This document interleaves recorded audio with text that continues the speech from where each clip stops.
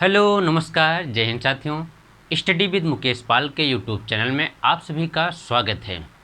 सबसे पहले आज बहुत खुशी का दिन है क्योंकि हमारे भारत देश ने एक बहुत ही महत्वपूर्ण स्थान पर अपना स्थान बना लिया है और आज बहुत ही गौरव का दिन है क्योंकि भारत के इसरो की तरफ से चंद्रमा पर भेजा गया चंद्रयान 3 का जो मिशन था वो सफलतापूर्वक वहाँ पर लैंड कर लिया।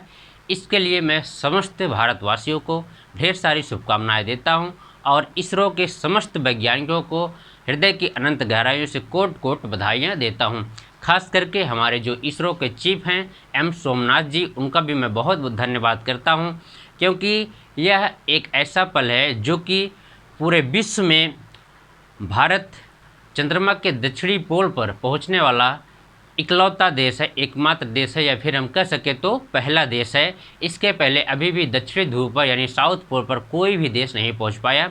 इससे पहले 3 देश जो कि चंद्रमा की सतह पर अपना झंडा गाड़ चुके हैं। सबसे पहले यूएसए यानी संयुक्त राज्य अमेरिका, उसके बाद रूस के बाद चीन और भारत चंद्रमा पर पहुंचने वाला चौथा देश है, लेकिन चंद्रमा के दक्षिणी ध्रुव पर पहुंचने वाला पहला देश है।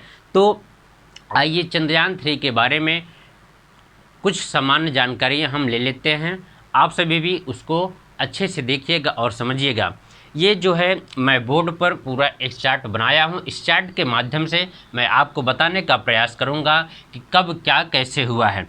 चंद्रमा के दक्षिणी ध्रुव पर पहुँचने और सफलतापूर्वक लैंड करने वाला दुनिया का पहला देश बना भारत।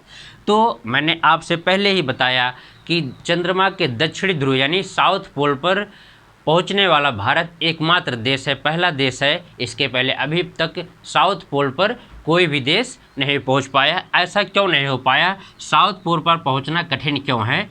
तो क्योंकि वहां पर सूर्य की कोई भी किरण नहीं होती है, पूरी तरह से अंधेरा छाया हुआ है और वहां का जो टेम्परेचर यानी तापमान है वो बहुत ही कम है। वो -200 डिग्री सेंटीग्रेड है, तो लगभग -200 डिग्री सेंटीग्रेड है।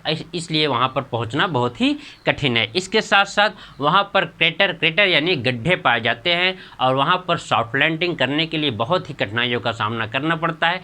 लेकिन हम सभी का सौभाग्य है कि हमारे देश के जो वैज्ञानिकों के द्वारा भेजा गया चंद्रयान 3 था वो आसानी से वहाँ पर लैंड कर गया।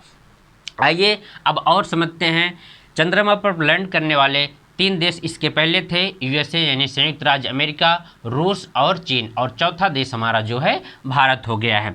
और चंद्रयान 3 के मिशन की शुरुआत कब हुई थी इसको भी हम डिटेल से समझ लेते हैं।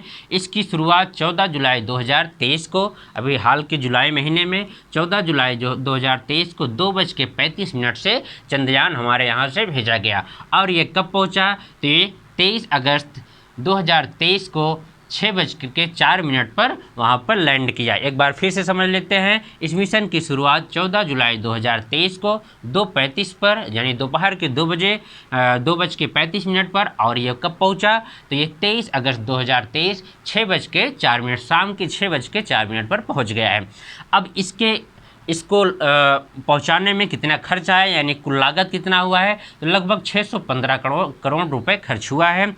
और इसमें क्या क्या था? जो इसका ऑर्बिटर था, एक लैंडर था, रोवर था और लॉन्चिंग व्हीकल क्या था, इसका वजन कितना था, मैं एक एक को बारी बारी से आपको समझाने का प्रयास कर रहा हूँ। ऑर्बिटर जो था ये नया ऑर्बिटर नहीं भेजा गया, चंद्रयान 2 का ही ऑर्बिटर अभी तक काम कर रहा था। वहाँ पर पहुँच करके पिछले चंद्रयान में कुछ मिस्टेक हुआ था, उसको मैं अभी फिर से समझाऊँगा। तो चंद्रयान 2 का ही ऑर्बिटर वहाँ पर अभी मौजूद था। लैंडर का नाम है विक्रम, और विक्रम की नाम क्यों दिया गया? क्योंकि विक्रम साराभाई हमारे अंतरिक्ष विज्ञान के जनक थे, उन्हीं के नाम पर ये लैंडर का नाम रखा गया। और रोवर का नाम है प्रज्ञान, और लॉन्चिंग जो व्हीकल है वो है LVM-3M4, जिसे बाहुबली के नाम से भी लोग जानते हैं। और इस चंद्रयान 3 का कुल वजन कितना था? 3900 किलोग्राम यानी 3900 किलोग्राम। लगभग कहा जाए तो ये 4000 किलोग्राम कहा जा सकता है, लेकिन यहाँ पर एग्जैक्ट क्या था? 3900 किलोग्राम इसका वजन था।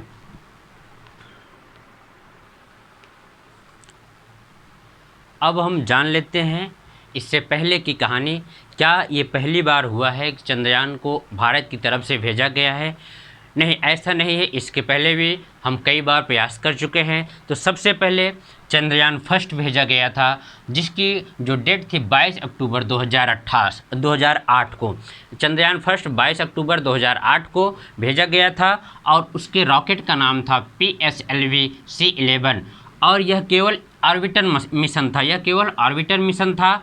और ये वहाँ जा कर के इसने बताया कि यहाँ पर जल की उपलब्धता है, जल की उपलब्धता के बारे में जा कर के बताया। तो एक बार फिर से देख लेते हैं। चंद्रयान फर्स्ट जो था 22 अक्टूबर 2008 को PSLV C11 रॉकेट के द्वारा लॉन्च किया गया और इसके बाद यह केवल ऑर्बिटर मिशन, ऑर्बिटर का मतलब होता है कि चंद्रमा की कक्षा में जा कर के वहाँ उसके चारों तरफ चक्कर लगाने को ही ऑर्बिटर कहा जाता है। अब आते हैं इसके बाद हमारा दूसरा प्रयास जो था चंद्रयान सेकंड, जो कि 22 जुलाई 2019 को यहाँ से भेजा गया था, जो कि असफल हो गया था। उसके बारे में उसके रॉकेट का नाम क्या था, GSLV MK3 M1। और इसके बाद इसमें 3 चीज़ें थी, ऑर्बिटर, लैंडर और रोवर। लैंडर का नाम विक्रम था और रोवर का नाम प्रज्ञान। यह पूरी तरह यह चंद्रमा की कक्षा में पहुंचने, सतह पर पहुंचने से 2 किलोमीटर पहले ही इसके लैंडर और इसके रोवर का कनेक्शन संपर्क टूट गया था, इसलिए यह सफल नहीं हो पाया। अब हम जान लेते हैं जो हमारा इसरो है, जिसके वैज्ञानिकों के ऊपर हमें गर्व है, उसके बारे में थोड़ा सा जान लेते हैं। इसरो की स्थापना 15 अगस्त 1969 यानी 15 अगस्त 1969 को हुआ था। इसका जो हेडक्वार्टर है, यानी इसका हेडक्वार्टर कहाँ है, बेंगलुरु में है। बेंगलुरु कहाँ है, कर्नाटक में, और कर्नाटक की राजधानी भी है। इसके प्रथम अध्यक्ष थे विक्रम साराभाई, जिन्हें भारतीय अंतरिक्ष का जनक भी कहा जाता है। और वर्तमान में इसके अध्यक्ष हैं S सोमनाथ। और जो चंद्रयान सेकंड भेजा गया था उसके उस समय के अध्यक्ष थे K शिवान। तो हम इसको जान लेते हैं, वर्तमान अध्यक्ष कौन है, S सोमनाथ। और इस मिसाइल का जो परीक्षण कहाँ, इसरो अपने मिसाइलों का परीक्षण कहाँ से करती है, तो सतीश धवन अंतरिक्ष केंद्र, ये कहाँ है, श्रीहरिकोटा यानी आंध्र प्रदेश में है, आंध्र प्रदेश के श्रीहरिकोटा में है। तो यानी मिसाइल का परीक्षण कहाँ किया जाता है, सतीश धवन अंतरिक्ष केंद्र, ये कहाँ पर है, श्रीहरिकोटा। श्रीहरिकोटा कहाँ पर है, आंध्र प्रदेश, और आंध्र प्रदेश भारत का एक राज्य है। तो ये पूरी जानकारी हमने आपको बता दी है। उम्मीद है कि आपको ये पूरा अच्छे से समझ में आया होगा। जहाँ भी आपको किसी प्रकार की कोई समस्या इसमें हुई होगी तो आप कमेंट के माध्यम से हमसे पूछ सकते हैं। ये मेरा प्रयास था कि आपको चंद्रयान 3 के बारे में समझाने का। तो चलिए मिलते हैं, ये इस गौरवपूर्ण पल को, एक एक पल को हम एंजॉय करते हैं। और आज बहुत ही खुशी का दिन है, तो हम सभी अब आपको किसी भी प्रकार की एक नई जानकारी के साथ पुनः प्रस्तुत करते हैं। तब तक के लिए जय हिंद, वंदे मातरम, जय भारत।